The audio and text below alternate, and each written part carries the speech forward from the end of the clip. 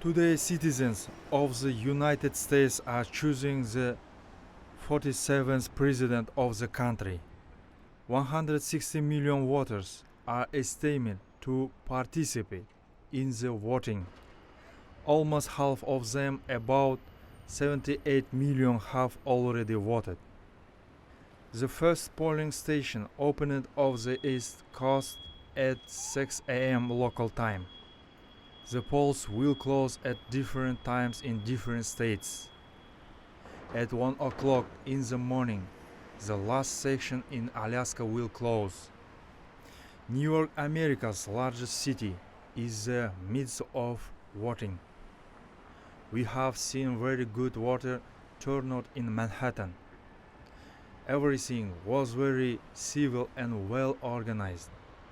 New Yorkers took their time voting at their polling station on a first-come, first-served basis. This area of Manhattan is considered a Democratic stronghold. I came to vote by myself, but I'm hoping Kamala Harris will win. And I mean, the U.S. presidential election is just incredibly important. Areas of Brooklyn presidential election are also going off as usual. There is still a lot of time before the closure of the polling site. Unlike in Manhattan, here people were open to telling us how they voted, and they were proud of their choice. Trump is a man who we believe in him. This is very important. If the people thinking what he is good, and his program is good. And yes, it was very important for me to vote today. It's my second time, but first time my results came out not the way I expected. But this time I hope it's going to be different. My choice, let's make America great again. Oh, this is the most important thing in my life right now because it depends on everything. Our future, our children, our world, everything. Times Square, always bright with commercial, is tonight all about the election. On many screens you can see presenters and experts in the studio discussing the last hour of the election.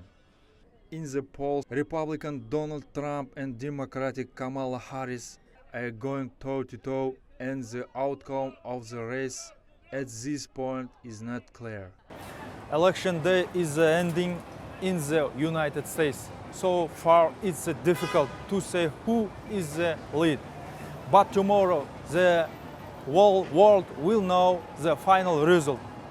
If Kamala Harris wins, she will become the first female president in the history of the United States. And the US foreign policy will not undergo major changes.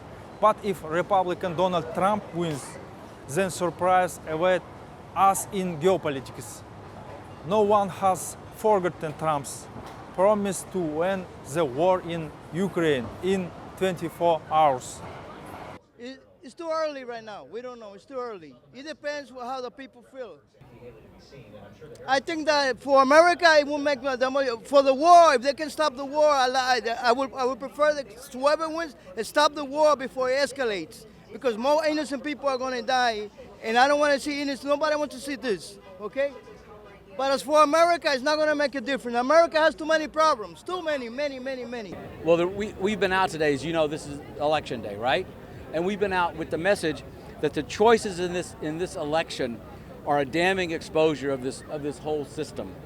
We're being told to choose between a lunatic, woman-hating, immigrant-bashing, fascist Donald Trump, and a mass incarcerator, mass murderer, genocidal Kamala Harris.